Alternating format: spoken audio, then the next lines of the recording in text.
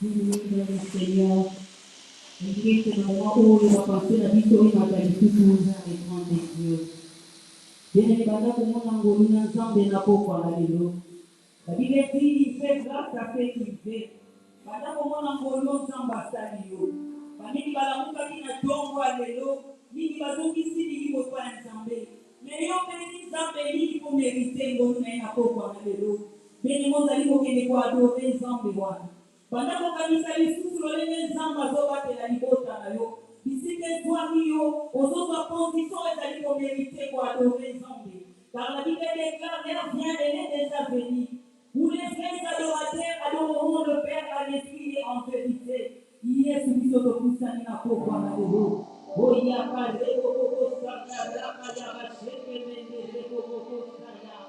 Reka ya babo sante reko koko saya. Alléluia, Yesu tokusani pepeni na yo. Yesu.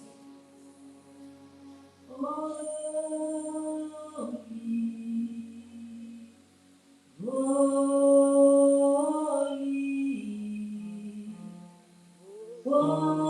holy,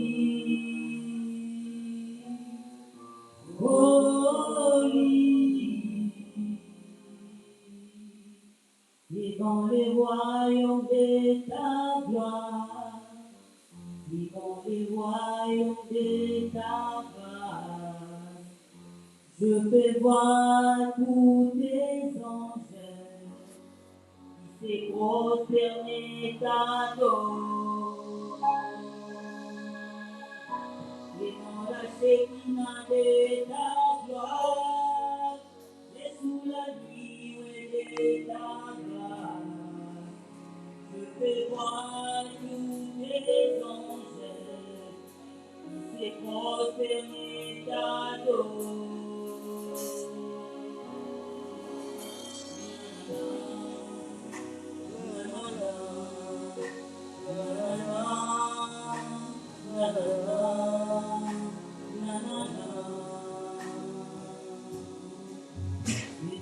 Royaume de ta grâce, et dans les royaumes de ta grâce, et sous la nuit de ta grâce, je peux voir tous tes anges, c'est prosterné t'adorent.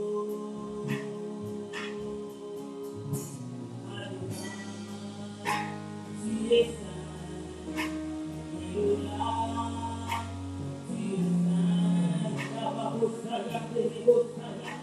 Dieu le Saint d'Israël, oh Dieu, qui est bon et oh Dieu, le maître de la grâce et toi, oh Dieu. Et nous sommes là ce soir dans ta présence, oh Dieu.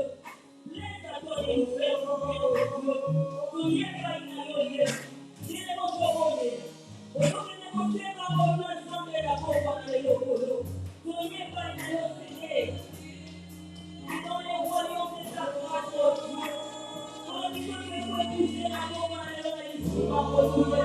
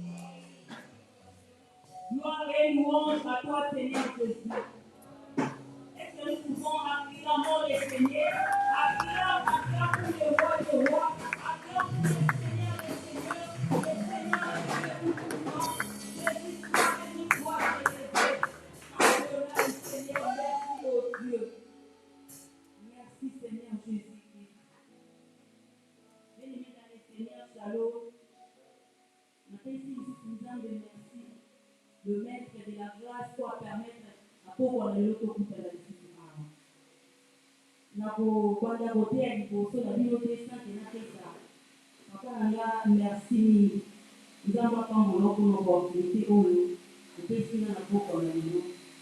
Et l'autre qui n'a pas été volé, ce qui n'a plus tout volé à côté à l'émotion la vie, ils ont dans la casse n'a pas été, ils allaient pour vous beaucoup plus dans ma bonne émotion dans Zambie pour le capoyer, bah, où ils allaient pas volé pour la vie. Amen. Après, si nous pouvons merci, nous allons disposer tant la vie pour la koyoka où ils allaient dans Zambie. Sans plus tarder, toujours là, ta grâce me suffit. Amen. Moi, les appels la mission. Et la pourquoi le soutien la grâce rend l'impossible possible. Amen. Bien, nous toujours là, quand toujours là, la grâce est amis. La grâce est la faveur méritée. Amen. Ils sont liés au soleil de la grâce sauvé par la grâce. Amen. Mon côté, la vie sauvé pour le baptême. N'enga jo pika.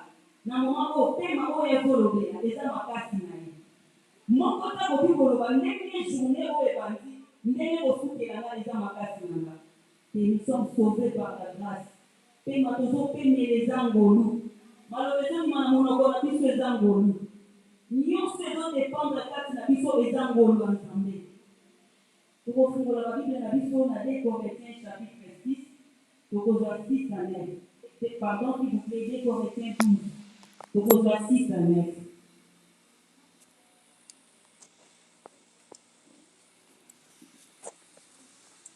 Béni pour honorer la parole.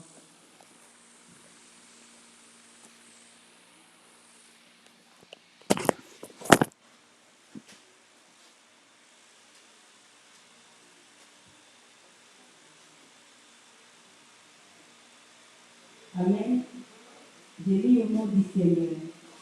Si je voulais me glorifier, je ne serais pas insensé.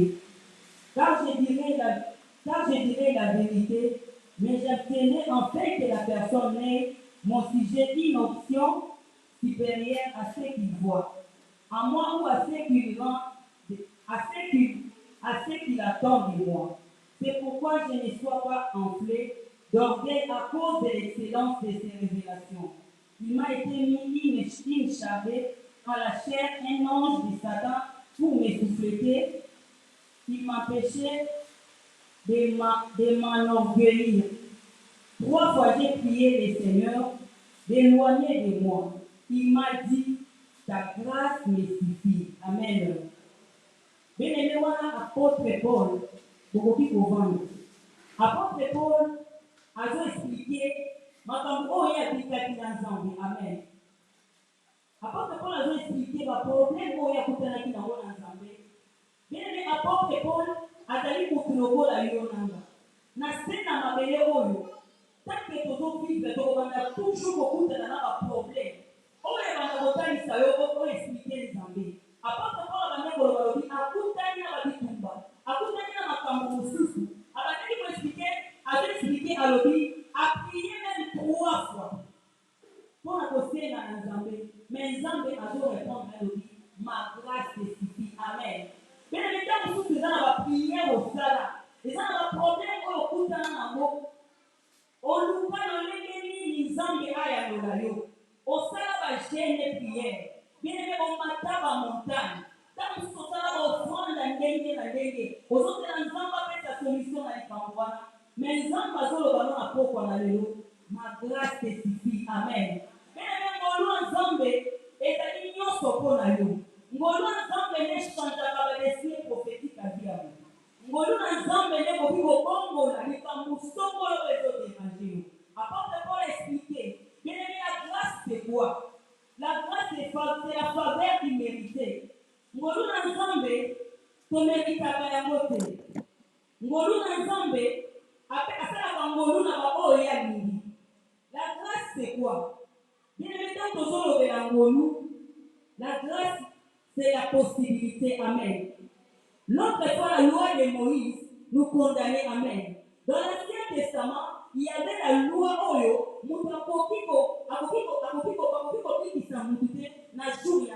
Amen. Bien aimé, loi de Moïse, c'est là qui m'a dans l'Ancien Testament. Dans l'Ancien Testament, la loi, c'est là qui fait kolongola te. Mais Jésus-Christ a yé na temps ya grâce bien-aimé. Tandis qu'on dit kangolu, même jour à sabbat, quand la yé se faut permettre que à ce miracle nous habite. Amen. Bien-aimé, la ligne a expliqué, et l'eau connue nous ezali grâce, et l'eau connue nous ezali la loi. Amen. La loi ezali et l'eau connue est condamnée à biso. Mibeko, même attendre l'eau de la justice. Vous voyez qu'on s'en sali likambo.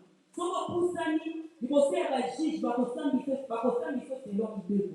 Mais tant ngolu na nzambe ye, ngolu na nzambe longolaka mibeko. Amen. La grâce ezali possibilité. La loi c'est les possibilités. Il y a pas quoi le nom de solo là. La grâce rend l'impossible possible. Amen. Ngolu longolaka impossibilité comme ka possible. Ngolu na nzambe soko na romo na yo. Ekolo la même malédiction ilipota na yo. Ngolu na nzambe soko na vie na yo. Bisika o baloba ke mwana mwasi wana koki ko évoluer te. Nzambe tika na bisayo. Ngolu na nzambe soko kati na yo. Ekobongo la condamnation de la kati na bongo na yo. Bien-aimé, mibeko condamna kabiso.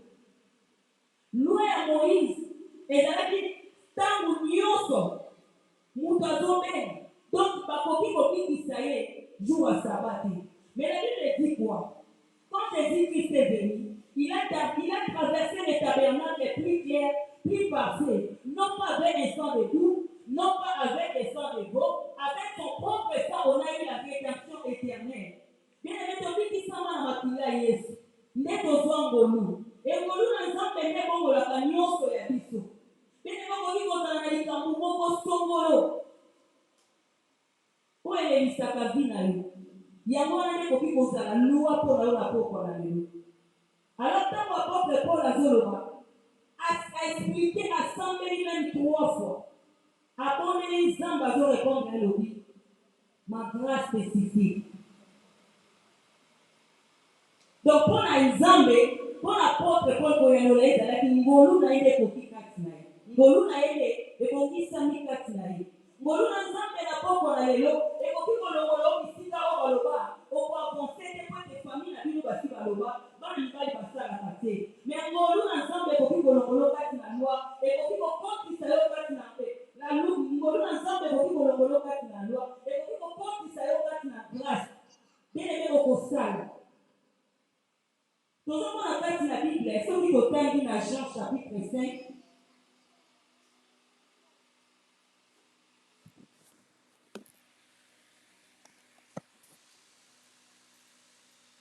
J'ai lu le nom du Seigneur. Nous sommes dans Jean chapitre 5. Après, il y eut un fête de Juifs et Jésus monta à Jérusalem. Or, à Jérusalem, près de la porte de Brebis, il y avait une piscine qui s'appelait en hébreu Bethesda. Et qui a 5 portiques. Sous ces portiques étaient couchés un grand nombre de malades, des aveugles et des boiteux, des paralytiques, qui attendaient le mouvement de l'eau. Car un ange descendait de temps à temps dans la piscine agiter l'eau. Celui qui descendait le premier, après que l'eau avait été agitée, était guéri, quelle que soit sa maladie. Là se trouvait un homme malade depuis 30 ans. Jésus ayant vu coucher et sachant qu'il était malade depuis longtemps, Jésus lui dit, veux-tu être guéri? Les malades lui répondit, Seigneur, je n'ai personne pour me jeter dans le piscine. Quand l'eau est agitée, c'est pendant qu'il y avait un autre descend avant moi. Jésus lui répondit, lève-toi. Lève-toi, lui dit Jésus, prends ton lit et marche. Amen. Bien-aimé, les autres étaient la bisoloya, moi, mon père, oyo, à ça 38 ans dans ma maladie. Jésus, quand ma poussani, Jésus, quand ma côté dans Jérusalem, balobi na Jérusalem, quand ma côté, ils allaient dans la piscine, où on avait dit en Bethesda. Et dans la carte à Bethesda, ils allaient dans ma maladie. Ils allaient dans ma toumousous, ils allaient dans ma veille, ma toumousous, ils allaient dans ma boîte.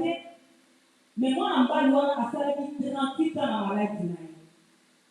Et 38 ans, à ça, toujours ma position à Kola. Mais les gens qui sont là, qui s'habillent. ezolakisa biso mwana mobali wana azalaki pembeni ya Betesda. Me nini ebandaki kolela? Balobi soki ange ya Nzambe baye, soki mai eningani, moto azalaki pembeni amibwaki na kati abikisana. Donc ibomibwaka na kati ya mai wana kozala sensible. Peut-être Bible elakisi biso noko bato bazalaki te, mais Bible ezoloba bazalaki ebele, bamaladi bazalaki wana, bato infirmité bazalaki wana, baveugle mpe bazalaki. C'est que place wana tokoki koloba ezalaki plusieurs personnes. Makasi na onde kosala te okota na mai. Soki mai esagite okoti obikisami. Mais mwana mobali wana asalaki 38 ans na eta wana. Amen. Je ne sais pas, peut-être eza na likambo moko songolo. Esisi batemps epai na yo. Mpona mwana mobali wana ekomaki lokola loi moko boye epesamelaki ye. Donc condamnation moko boye bakondamnaki vi na ye. Nde tozolobela la grâce rend l'impossible possible. Donc mpona ye ni loi wana batekisaki ye ezalaki impossible abikisama. C'est-à-dire ezala toujours na position wana couché balinga bazokota mais ye nani akoki kobwaka ye. Tika nayebisa yo ntango ngolu ekotanaka elongolaka impossibilité. Soki okutani na ngolu ekolongola oyo ezalaki impossibilité na bino ekokoma possible. Bato bakotaki na mai wana ya kobika babika ya baveugle bamona babwate batambola mais Bible ezoba mwana mobali azalaki toujours condamné pendant 38 ans. 38 ans toyoka yango na monoko 38 ans eza 30 jours te, eza te 3 mois te, eza te 3 ans te. 38 ans seke eza eloko moko basi bakondamne yo. Ntango sisi famille eza bakomaki kokondiselo mbongo ya cercueil babi ye asakomana inapi mpona ye te sila. Ese tokopesi opportunité asala, ese tokopesi opportunité abala, ese ye mpena na maladi wana tokokobilisa esu mbongo na biso.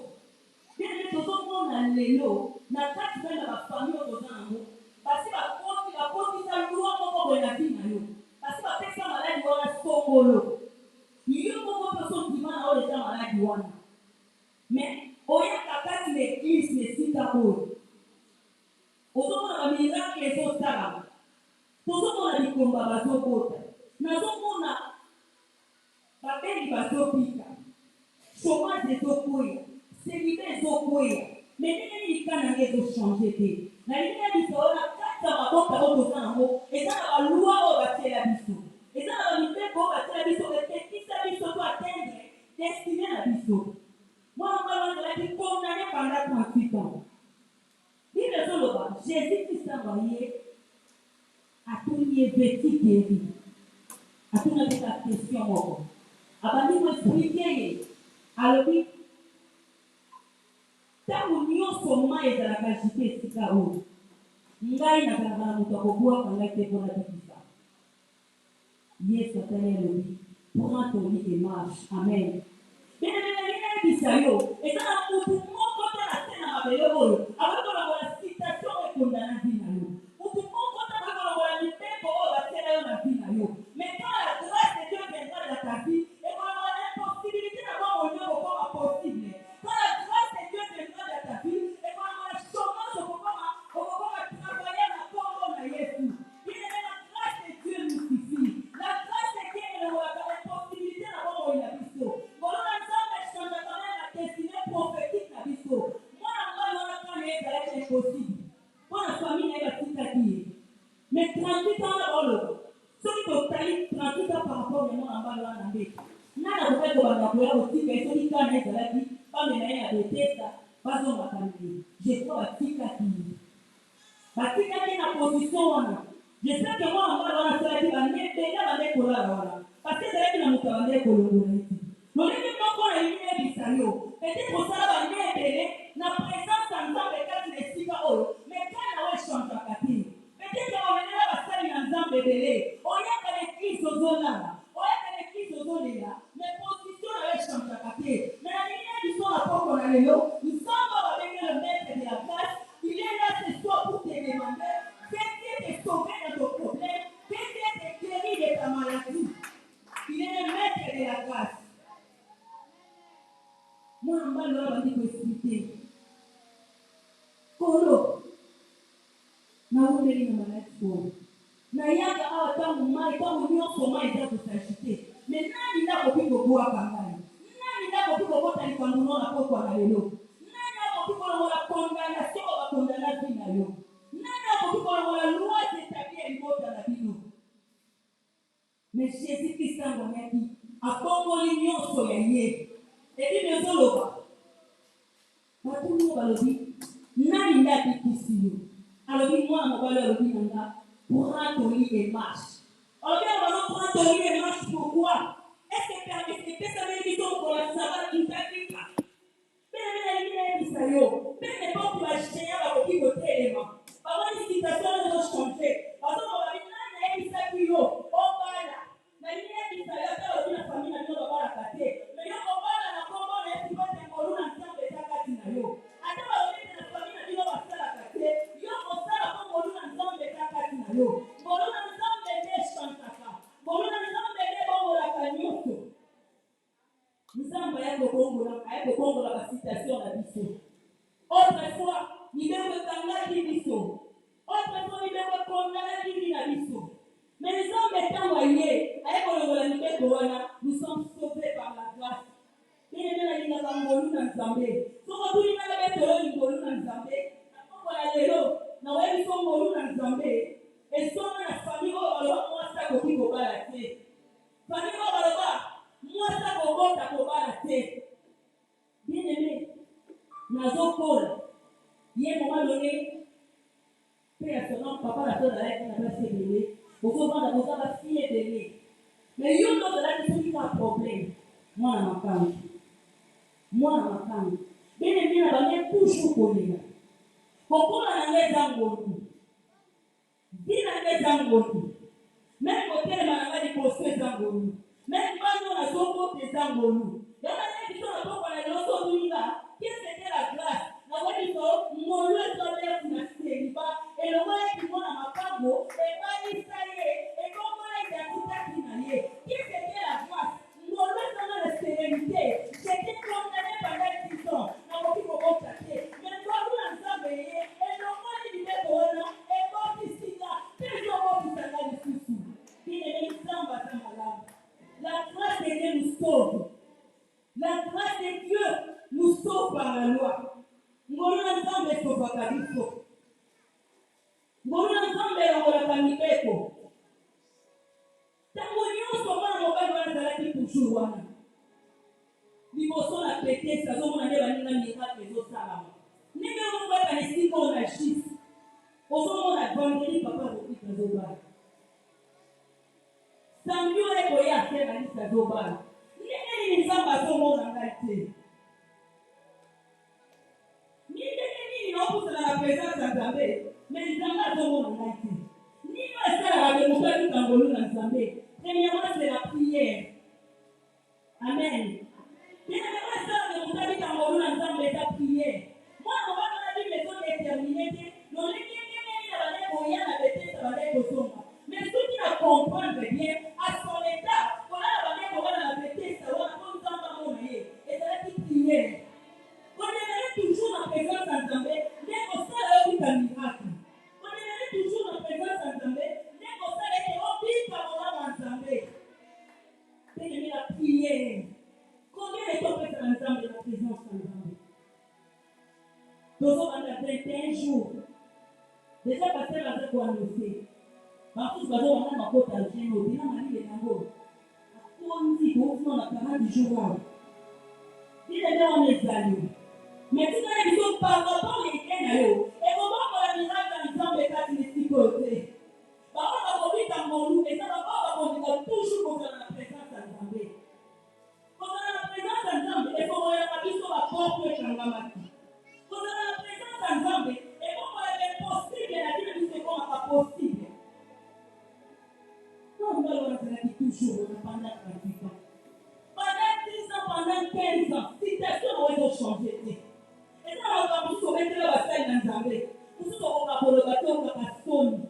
Mais surtout, on va dire, la tête de notre témoin, on est là, pour nous, on a le Seigneur, la salle à nous. Pour nous, il y a la salle pour nous changer. Pour nous, il y a la salle pour nous méditer. La lumière du salut, disposition et au témoin.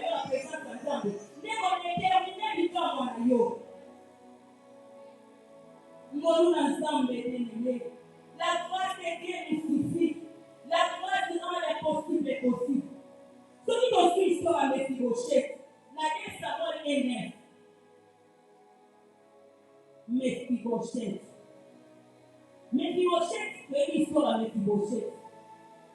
Mephibosheth, selon la loi de Mephibosheth, après que Côte a parlé royauté. Amen. Mais Mephibosheth, et l'autre souvenir qui Mephibosheth, et ça veut dire alliance au papa naïe, Jonathan ça veut dire David. Amen. Alliance au papa et Mephibosheth, ça veut dire il y a moins de souvenirs qui Mephibosheth a mérité que Côte a parlé royal. Mais nous avons connu ensemble. Alliance qui nous a parlé ensemble.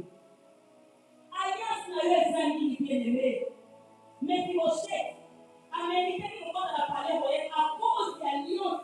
Il y a papa n'a eu ça avec David, Jonathan. Mephibosheth. Parce que c'est l'histoire de Mephibosheth. Parce qu'il a dit qu'il y a un musique. Maintenant, on est ensemble. Et le roi de Mephibosheth n'a l'homme pas. Et quand il a parlé royal. Donc, on a pas pu rien verser. Dès Samuel, 9:1.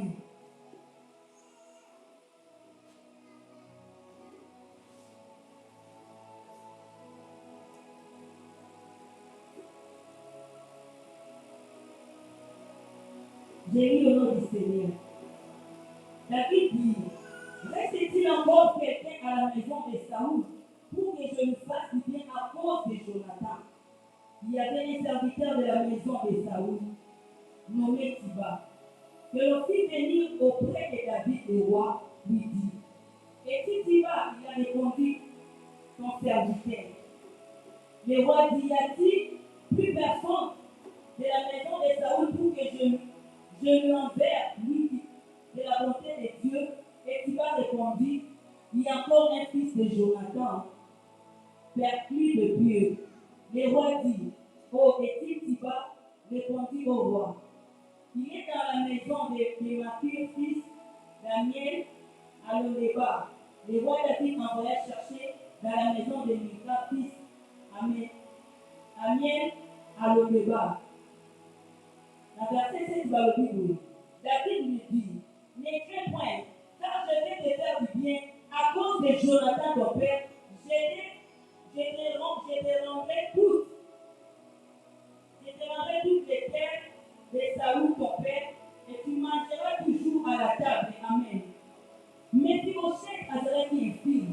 Nde tozoloba, mibeko ya Moïse ebandaki kokondane biso. Alors, Mephibosheth akokaki kokota na palais royal te. Mais Mephibosheth, à cause ya papa na ye, alliance azalaki na David, nde esalaki ete Mephibosheth akota na palais royal. Tozolobela bien-aimé, eloko okoki kosala, ngolu na Nzambe ekitana bomoi na yo, eza alliance oyo osala na Nzambe. Alliance nini obiso bana na Nzambe tosala? Na poko na yo tozolobela alliance par les offrandes. Amen. Il y a alliance et offrande na Nzambe eatiraka toujours ngolu. Mutu mosusu omona alobi ngai mpo na libala na ngai naluki mpanga ntango ngai minalinga banda kosala alliance na Nzambe ntango nyonso na kobanda koya dimanche na kodopesa offrande moko spéciale eza mpo na libala na ngai. Mutu moko azoloba biso fami bakondana biso mais mpo naluka mosala nazwa mosala baengagenga ifo nasala alliance na Nzambe par offrande. Papa Serge alobaka mpo na tiengo l'église. Nani asasala alliance na Nzambe mpo na tiengo l'église. alobi mpo na Nzambe $1 wana na chaque méga na bakopesa Nzambe tous les dimanches mpo na likambo na ngai. Bien-aimé, offrande eatingaka faveur. Offrande elongolaka baporte ekangami. Offrande elongolaka chômage.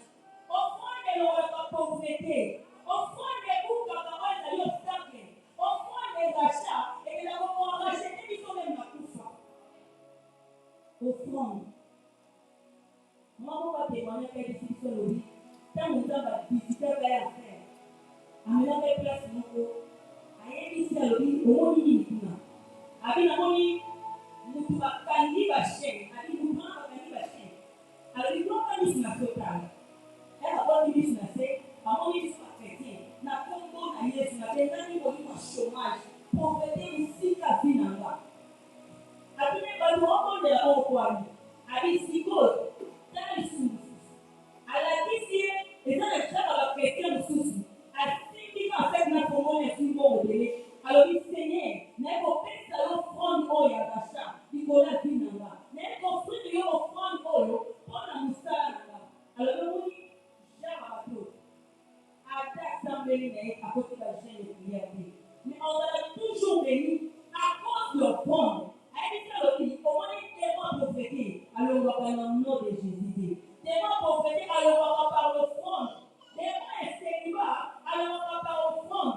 Tellement chômage on va continuer à dossier dans le moulaï. On va aller engager avec une souci. Mais il y a pas d'engagement c'est bon. On est construit les pères ensemble de tellement nous allons nous offrande. Nous sommes des hôtels salués.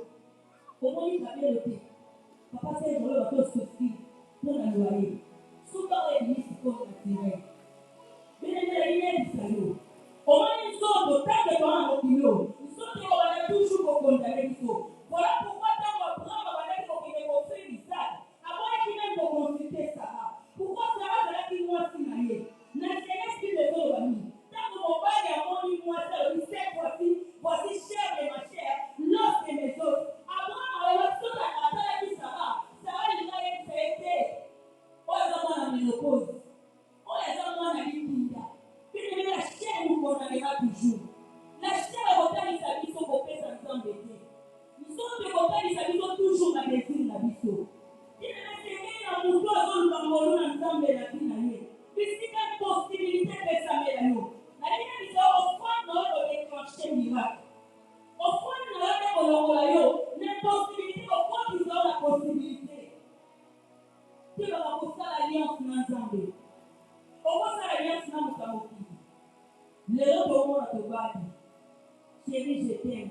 Voilà qui soit alliance. Mais lobi alliance on est comme abolo. Mais les ça mutimoko. Par contre, puis mais on y a la puis alliance ensemble te. Alliance ensemble le makate. Alliance ensemble le papa. N'attends pas si Seigneur souviens-toi de mon alliance. Seigneur souviens-toi de mes offrandes. Seigneur souviens-toi des chaînes en église. Seigneur, souviens-toi de mes actions de grâce. Notre Dieu est en bon à l'habitation. Et maintenant, notre Dieu est en bon à l'habitation. Comment tu as été par offrande? La manière dont on va gérer mon église, c'est dans le royaume. Si on a fait un enveloppe pour un an, on a offert un enveloppe pour nous, on va vous dire, une zambe. Enveloppe pour la tine à l'Ibounanga. Si on a enveloppe pour et pour ça, dans l'église, et pour la solution. Il comme on a la solution. Il est venu à comprendre, avant de comprendre, dans la lèvre opprimée. Un jour, nous avons appelé Sina Philippien 4 6. Et il dit quoi? Ne vous inquiétez de rien. Mais dans toutes choses, faites connaître le péché par des prières, des supplications et des actions de grâce. Il y a une prière au saut prière. Il y a une colère de l'Ukraine. Mais l'action de grâce, vous voyez, on appelle ça l'action de grâce. Peut-être que tu vas chercher après un jour, moment est comme vous de changer. Mais nous allons ensemble dans la propre aéro. Et qu'on puisse faire l'autre comme ça, alliance ensemble. Alliance de ce vocabulaire. Alliance. Alliance qui nous sala ensemble. Quand on va sala au na propre aéro. Alliance non est au gang avec un problème là yo. Alliance non est pour déterminer. Niveau à l'heure où ça va nous ensemble. Puis nous ça l'alliance. Ça l'alliance pour la banane yo. Nous avons offert des rachats au appel. Et ça on va racheter du peu la banane là. On va racheter même à venir la banane là. Parce que les diables est très malin. Peut-être que ça va sacrifier les générations à la banane. On va la banane là sur les chèques la classe. Et les diables a sacrifié les gens à haute à la mais quand vous vous sauvez, et ça va bien sur le salaire ensemble. La grâce rend l'impossible possible. Ceux qui n'ont pas une chose dans la Bible, comment l'histoire de la chaîne qui va être coupée pendant 18 ans. Mais les maisons dans la ligne 13. Puis les gens déterminent, moi, dans mon soin de la vie coupée pendant 18 ans. Coupée en avant dans la vie de puis les gens vont dire, quelle est naissance à votre la vie de mais puis les gens là, ni vivons avec les rendez-vous coupés. Position couvée, sa position en cœur à la mabou. Pendant 18 ans. Et c'est pendant 18 ans, il a posé couvée sans le savoir. Pendant temps où il a couvée, maintenant on a la présence ensemble. Seigneur, c'est la mabou. C'est la mabou. Et dans le temps où il fait ça avec ma famille, la bichou. N'est-ce pas la moisson, il fait pour nous. Oh, il y a sorcellerie. Tout le monde, il y a des mots qui sont dans la vie. Il y a des mandats qui sont coupés. Mandat 18 ans. Ce n'est pas facile. Tant que vous avez tout l'air, vous avez 3 mois. Au bout de la porte, vous avez 3 mois. Pour le aussi, bataille de la paix. Vous avez une semaine en mode. Non, ça va être en mode. Quand vous vivez à 18 ans, 18 ans, 18 jours. 18 ans, 18 mois. Pendant 18 ans, ça dit courbé. Moi, je me fais que condamner à prier. Je me dis que Jésus qui serait enseigné dans la synagogue. Quand vous êtes allé, vous dites, oh, moi, je vais courbé. Pendant 18 ans. Ni les cas. Je suis allé pendant 18 ans, je vais courbé. Mon doigt a courbé, à côté de moi, on a besoin de faire des volontés. Donc, il est lié à la condamnée, à la papa. Ndenge moko yo pene ozawana. Et puis ça me l'a pour obika makambo likolote. Bakondane ozala toujours tourné. Omonaka toujours makambo ase. Alors oui désolé bani. L'homme est recevoir ce qui nous vient des cieux. Muto akoki kobika paka oyo euti likolo. Tina paka oyo eutaka likolo. Yango ezalaka bénéfice mpona bino biso. Yango ezalaka bénédiction mpona biso. Okoki koluka lipango oyo ase. Mapango oyo ase ndenge vanité. Mais lipango oyo nzambe apesaka eutaka likolo ezalaka de génération en génération. Mwana mwasi oyo azalaki kobe. Bino pendant 18 ans. Et tant que Jésus qui pousse à nous pembeni na ye. Lokola aza le maître de la grâce. Mwana mwasi oyo atufaki ngolu. Tozotanga quelques phrases. Toza na Luc chapitre 13.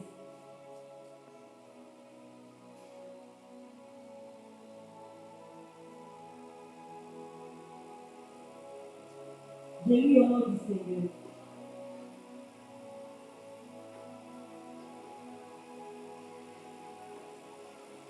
Luc chapitre 13, la verset 12.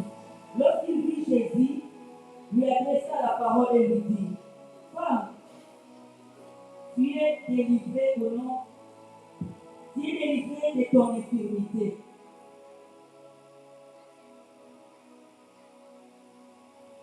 Et lui dit, impose les mains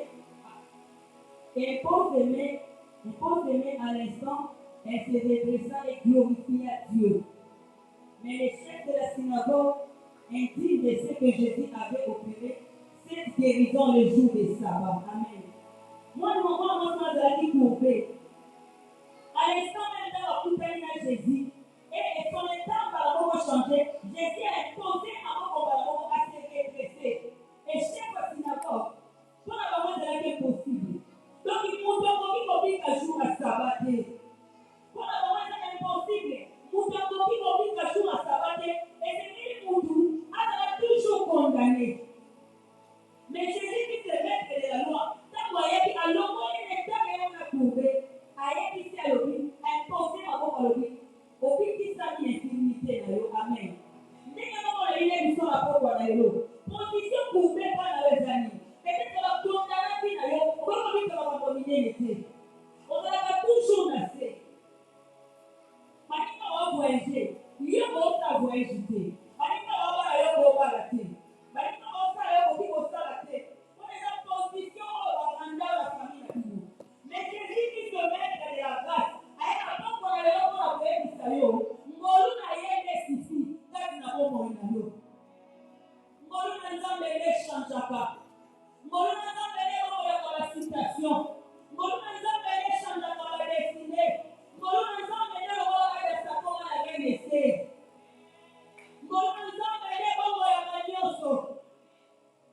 ngolu na nzambe na pokwa na lelo nini osemaka nzambe nzambe apesa yo te nini oyelelaka nzambe ekokisamaka te na bomoi na yo.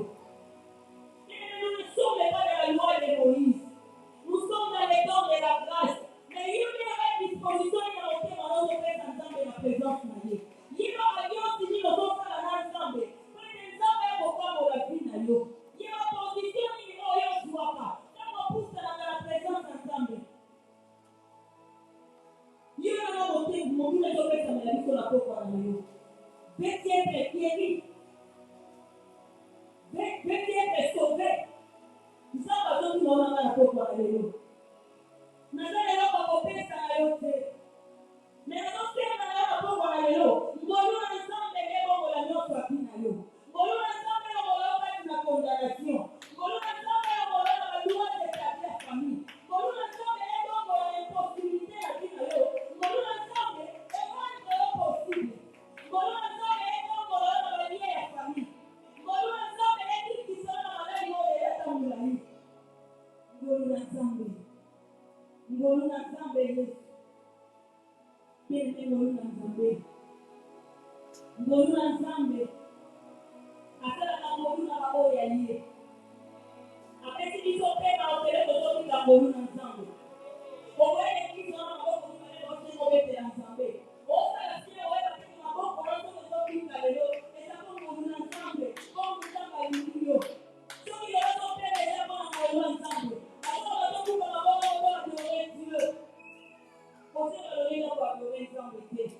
mais ce qui nous va permettre, ma bonne est vivre ici longtemps, c'est à cause de ma bonne dans la présence d'Entendé. Ni le lit n'a pas fait le rapport à l'eau. Ni le lit n'a pas fait la rapine à l'eau. Tout ce monde est la plus grosse fête à l'eau d'Entendé. Tout à l'heure, c'est des gens. Bien évidemment, comment on a ensemble la bonne